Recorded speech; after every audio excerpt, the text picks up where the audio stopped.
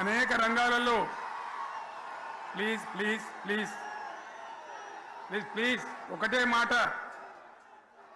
ఏ బాబు ఇక్కడ నేను మాట్లాడుతున్నా, అక్కడ మీరు మాట్లాడుతున్నా, మీకు ఏమైనా అర్థం ఉన్నదా?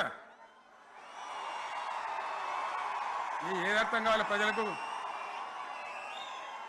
ఏం పని లేదావా? ఇదేం పద్ధతి?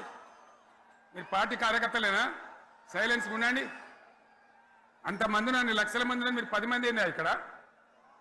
10 నిమిషాలు సైలెంట్గా ఉండలేరా?